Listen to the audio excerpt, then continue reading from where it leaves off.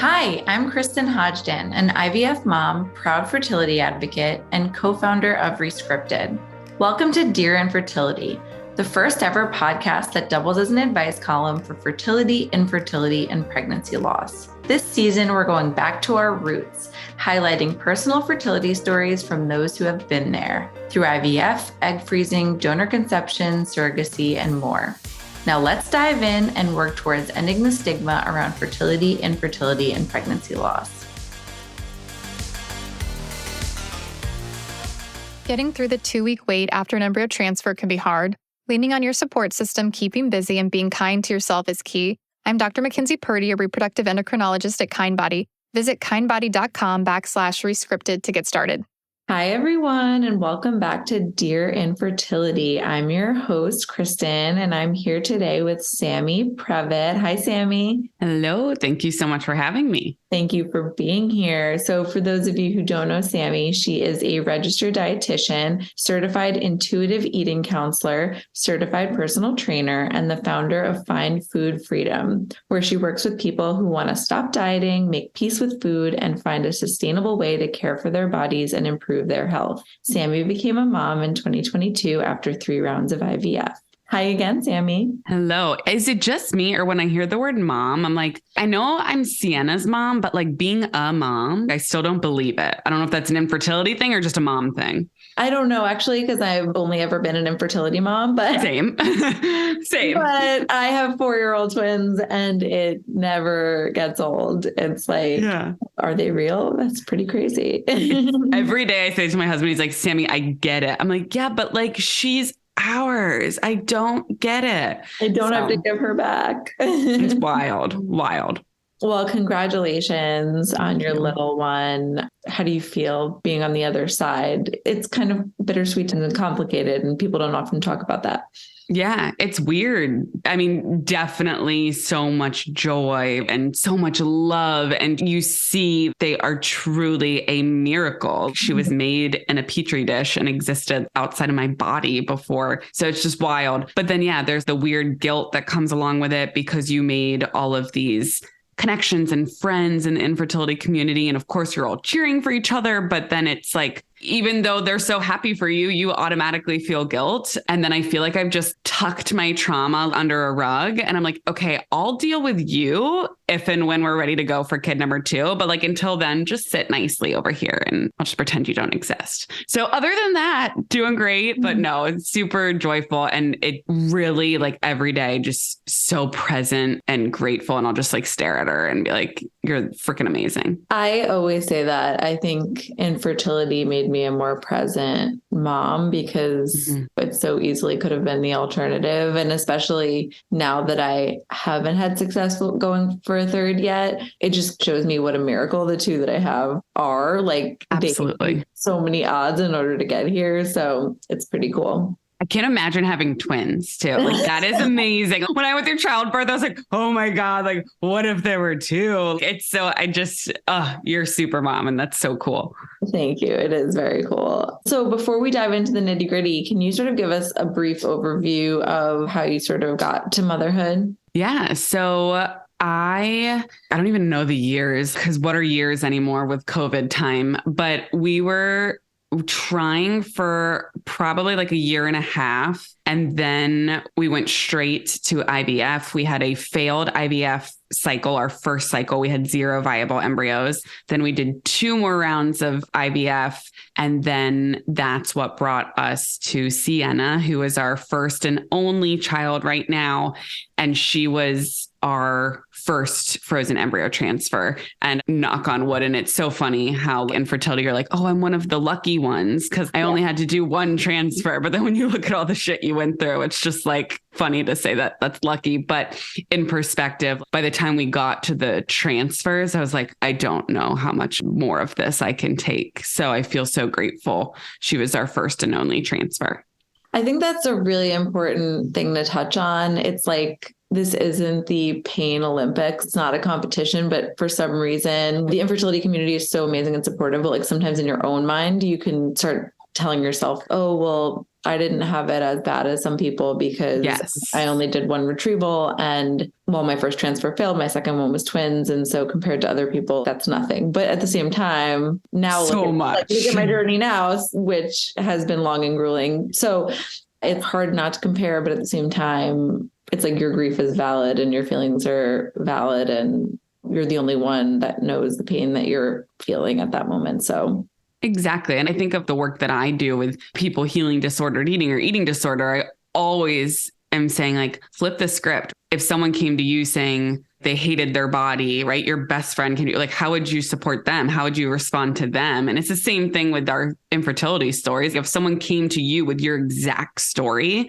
what would you say to them? And it's like, oh, we so easy give grace and support to our friends and loved ones. But then when it's ourselves, we're like, it's not that bad. It's like, well, yeah, totally. Negative self-talk is very real, especially when you're going through IVF, I think, because you don't always feel your best. And how did that sort of go for you? Like, as a registered dietitian, personal trainer, knowing that you can't get pregnant the old fashioned way and kind of coming to terms with that and going through this, like the physical changes of IVF, how did all that go down? So I feel very grateful from like a body image and physical body perspective, because I work out of the intuitive eating paradigm. So much of what we teach people and what our mission is to make peace with food in your body and to respect your body and to know that bodies will ebb and flow and change. So had I got pregnant 3 or 4 years prior, when I had a really disordered relationship with my body, it would have looked really different. But I was very grateful to have the knowledge around body image and whatnot, because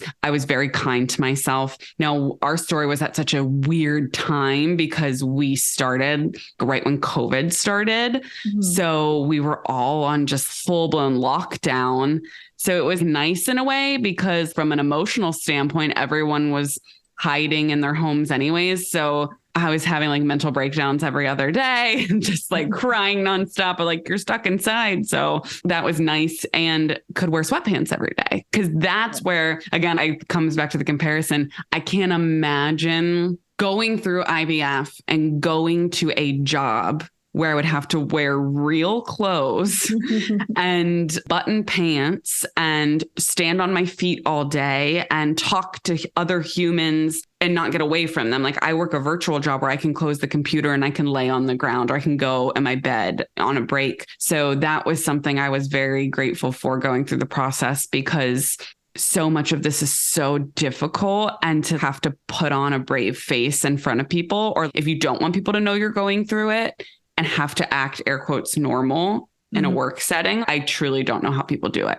I had to do that the first time around, and it was definitely challenging. Honestly, the biggest challenge for me was I live in Long Island and my clinic was in Long Island, but then my job was in the city. So I would have to have my husband drive me to the clinic at 6:37 in the morning. And then I'd go to my appointment and then hop on the train and then go to work and then come home and go to acupuncture and all the other kind of things that we do to help increase our chances. And it was just very stressful on top of an already emotionally stressful process.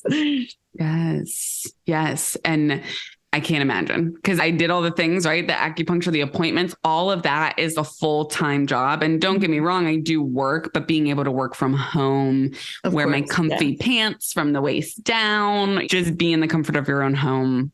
It was such a privilege during my rounds of IVF to have that. And I love how you said you sort of gave yourself more grace with your body and your mind this time around versus if you would have done it a couple of years back. Because I feel like, as someone who's also had like a disordered relationship with my body in the past, IVF was really hard on me because I felt like I couldn't do my normal workouts and I couldn't move my body in the way that made me feel like I was getting a good workout in. And for me, it's always been like less about food and more about over exercising, for better or worse. And with IVF, you really can't. And then you feel bad because of the meds, but then you also feel bad because you're not doing what you normally do to exercise. So And just like the discomfort of your ovaries expanding to the size of grapefruit, they're walnuts, like that small fact.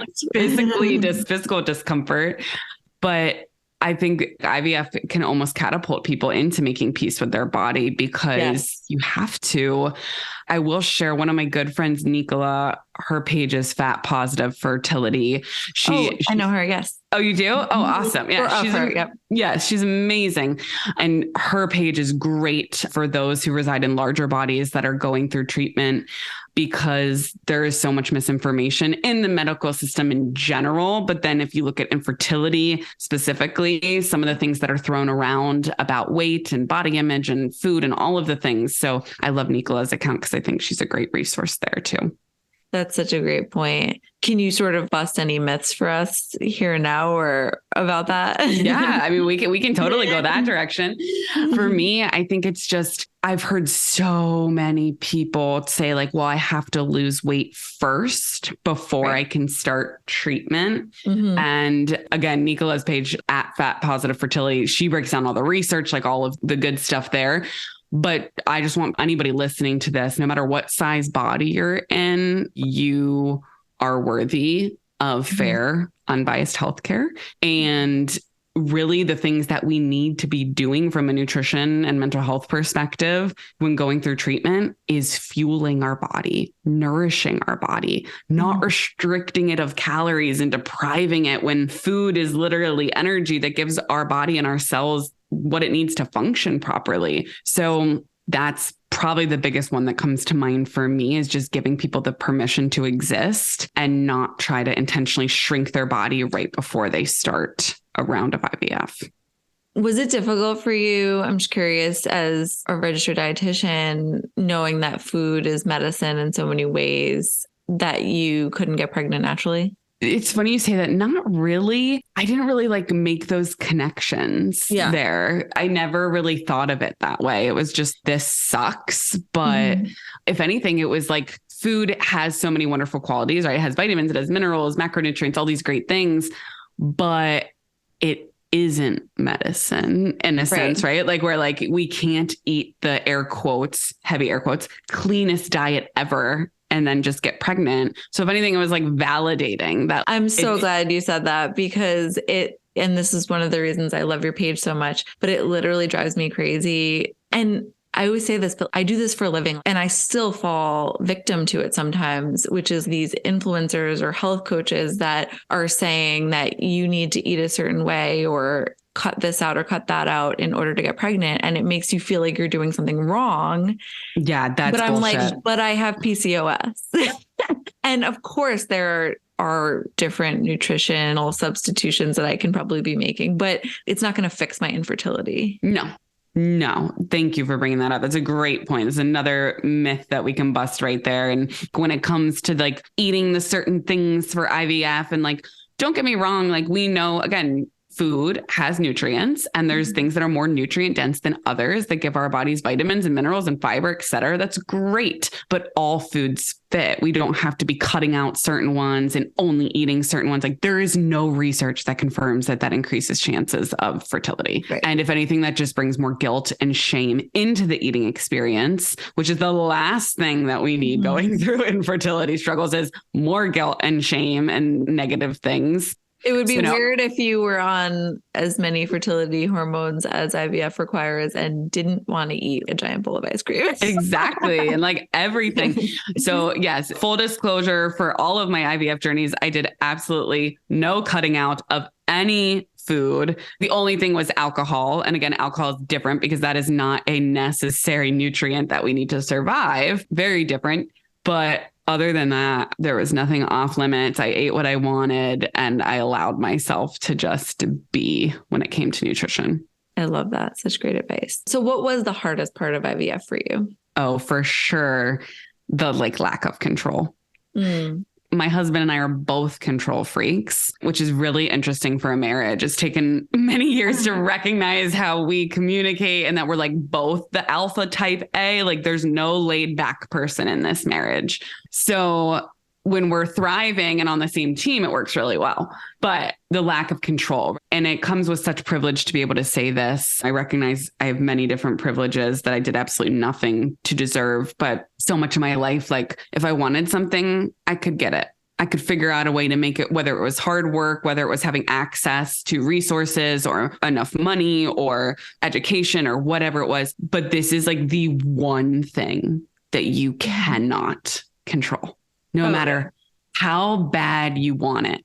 Doesn't matter. Infertility doesn't discriminate, doesn't care. And so I think for me, and I've said this on previous podcasts, when we went through our first round of IVF failing, as horrible and gut wrenching as it was one of the best things that's probably ever happened looking back. Because before that, like I was like, okay, we're going to do IVF. We're going to do one round. I'm going to get all these embryos. And then like it came back with none. And it was horrible. And we had to grieve and we had to go through all the things. But then I was like, okay, I have no control here. I have literally zero control. And that's when I started to really, my mindset shifted. I like released that control. I was just like, I just have to live my life. My first round, like everything was about IVF, every shot. I didn't do anything. Like it was just so disordered in a way. And then I was like, all right, I got no control. And I still struggle with that. Who doesn't? I would think maybe not that I hope other people are struggling like me, but that other people would be able to relate is what I mean there. But that was by far the hardest for me. Change your lifestyle and improve your fertility. With doVeris' pre-pregnancy lifestyle cleanup, you and your partner can get personalized diet, supplement, product swap, and exercise guidance tailored to support your unique fertility. Plus, you can trust your plan because it's backed by over 100,000 clinical studies and developed by experts from Harvard and Stanford. Get your plan today at doveris.com. That's DOVERAS.com.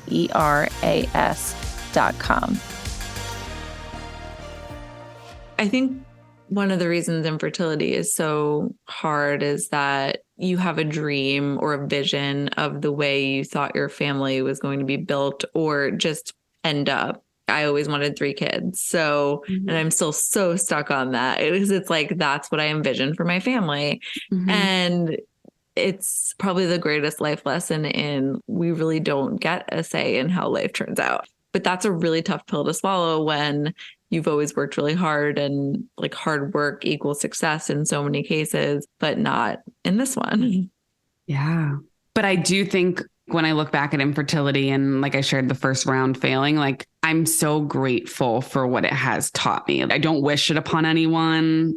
I'm not like happy we went through it by any means, but I look back and I'm like, it just makes sense. I understand that I needed to learn some of the lessons. And I'm very grateful going into parenthood, being a mother now with that, like a little lighter of a release of control, because, oh my gosh, my poor daughter, if I didn't go through IVF, like if I thought I could control everything in motherhood, it's just that next stage where you're still taking those lessons you learned in infertility and applying them to motherhood. So it doesn't matter how bad you want it. And I don't know where I heard this analogy. I wish I could give the person credit. You may know, but they said to try to explain it to somebody that has kids. Imagine your kid is locked in a room and you can't get to the other side of that door.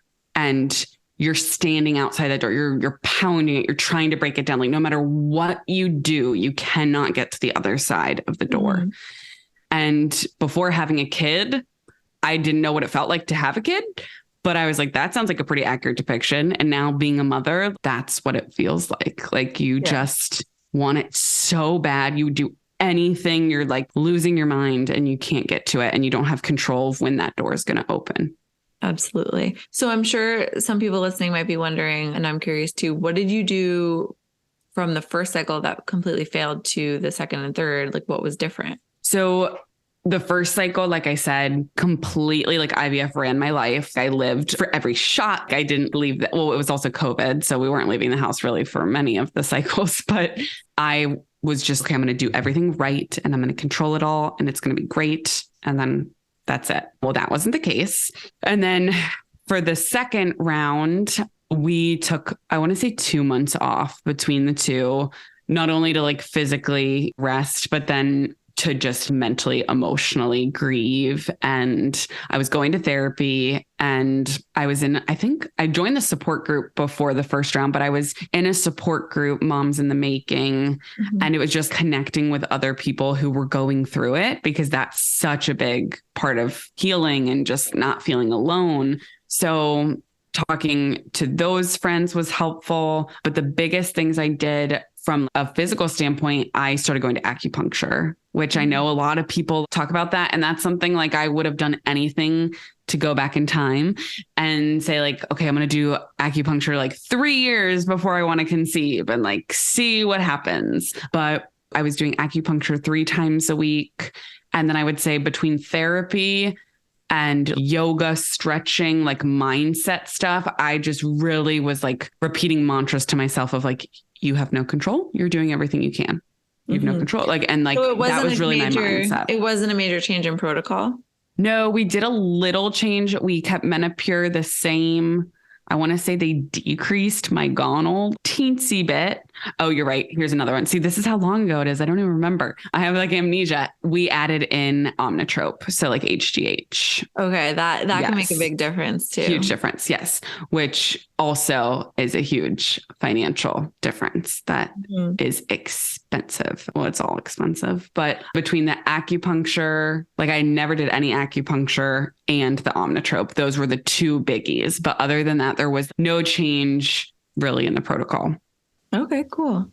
That's good to know. And I agree on the acupuncture. I went through my IVF cycle too. And I still go. Like I literally just got back actually before we recorded.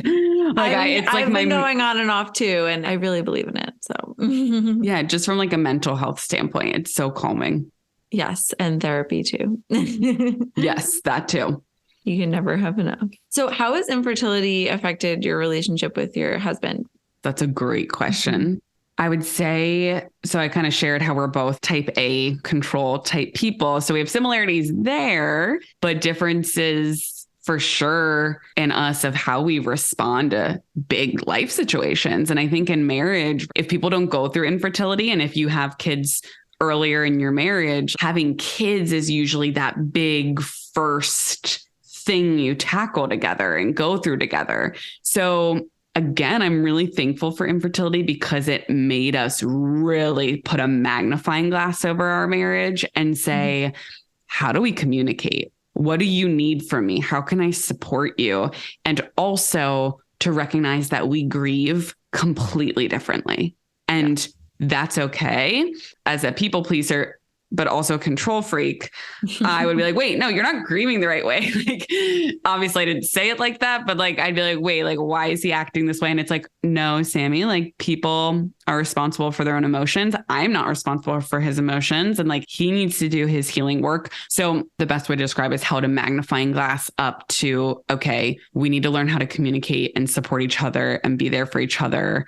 And I, again, going back to like being grateful for infertility, I cannot imagine having children without going through infertility. Like how different it would be for our marriage and when hardships came up. So I'm very grateful for that. I can absolutely identify with that. So what advice would you give to someone that's currently in the trenches of infertility? Oh, it's so hard. I think the first thing that came up for me is sit in the suck, allow yourself to feel everything, because you're going to want to like keep life going as normal and like status quo, and you're not going to be able to do that. And you don't win an award for doing it either. So allow yourself to grieve. I think people don't realize that having to seek infertility treatments, you can grieve that alone. Even if everything went perfectly and your first round or whatever, you have full coverage with your insurance, which we did not. But if all the stars aligned, like still just having to do this is something to grieve. It's okay to not be okay. This was definitely one of the lowest points in my life. I didn't understand.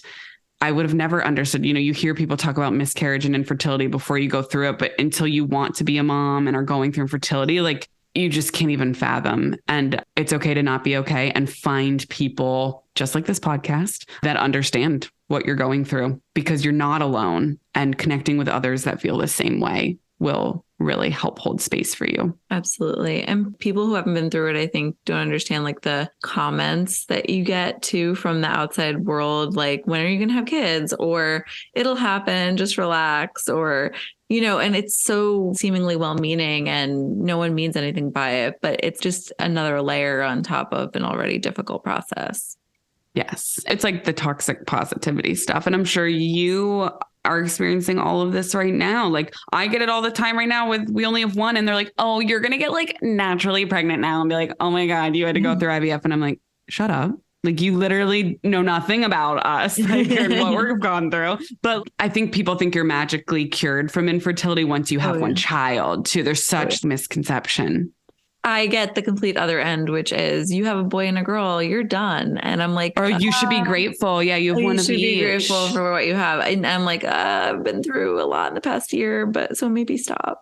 And like, if you don't feel your family is complete, that is something to grieve. Sure. You can be grateful for your kids and also be very much so upset and grieving that things are going the way that they're going.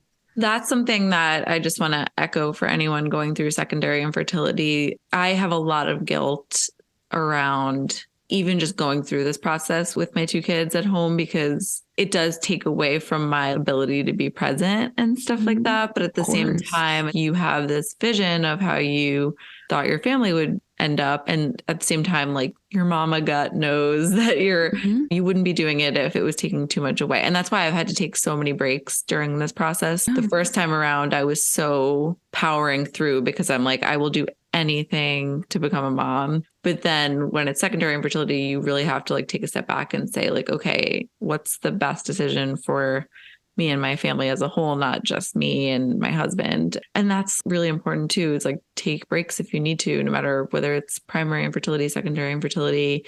Sometimes when we push our bodies too hard, or, our mind, it's more the emotional. I always found the emotional to be so much harder, but 100%. Yeah, it's okay to take a break. Unfortunately, fertility, it can feel like you're against the clock because of age being a factor, but you want to be in the best possible mindset, because it's a lot. It's grueling. Yeah. And it's so hard to be in the best mindset when you've gone through so much loss, so much fear, and then to just pick yourself up again and be like, okay, time for another transfer. Right. And it's such, yeah.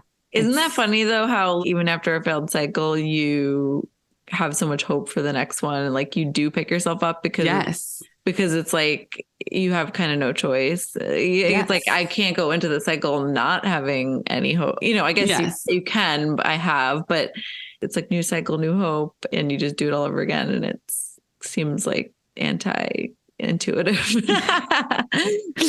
But it's so worth it when it works out. But I think it is truly like one of the hardest things any human being goes through. And it's obviously just like so misunderstood. I mean, it is more common than we think, but it's such a small group of a population when you look at our population as a whole of who goes through it. Yeah. And it's just, everyone in this community is such a warrior.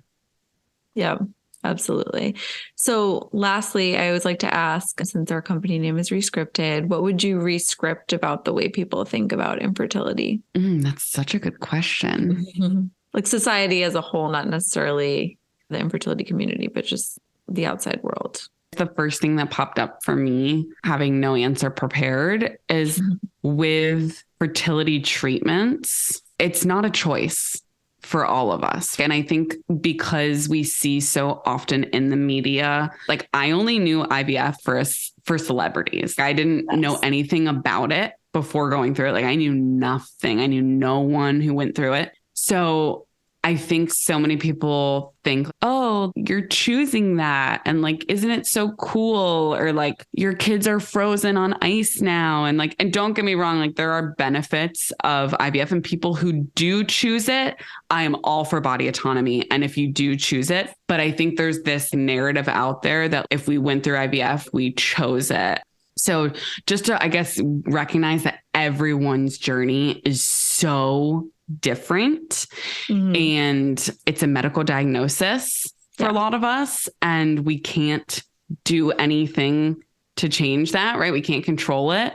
And so for those who aren't going through it, but supporting people, just be there and listen and know that everybody's journey is so different. I'm really happy you brought that up too, because with the celebrity stories, it kind of makes people think that it's a guarantee. Yes. Like people are like, oh, you're doing IVF. That's great. Are you going to have twins? Are you going to have triplets? Yeah. Did you put 4 in? And I'm like, what? Yeah. When I had my first failed transfer, I think that's why it hit me even harder. I'm like, I'm 28 and why isn't IVF working for me? Yes. And I thought it was a guarantee. Am I ever going to be a mom? And it's just not. Which I'm not saying that to scare anyone. I'm saying that because it's real and it's important to know, because I was the same way going into it, knowing it was like this celebrity thing. I was like, it's a guarantee. Like we'll pay all this money and do all this crazy shit and we'll get a kid. And then it's like, actually, no, you might not. That's why I think it was so powerful when Jennifer Aniston came out and said she tried IVF and it didn't work. And she was in her mid 40s and it didn't end up working out the way she wanted. And she moved on because she's speaking to a whole demographic of people who that might have happened to that had no voice before, like that didn't see their story out there. It was just like, oh, that person did IVF and got pregnant with twins. Or so you only see the success stories usually. Exactly. So yeah, so important. Well, thank you so much, Sammy. This was wonderful. And thank you for sharing your story with us. And we'll chat soon. Thank you. Thank you for tuning into this episode of Dear Infertility. We hope it left you feeling more educated and empowered about your reproductive and sexual health. Whatever you're currently struggling with, Rescripted is here to hold your hand every step of the way.